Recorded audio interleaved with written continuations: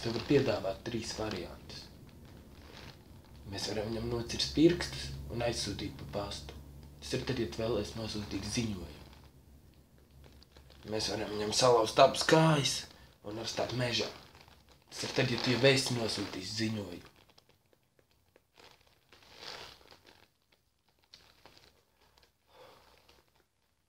Ja tu vari uz galda nolikt 2 pakas, es varu pie tavām durvīm nolikt viņu galvu.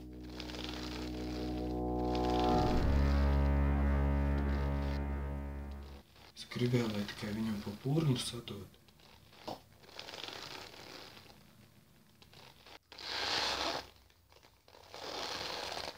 Tu ko?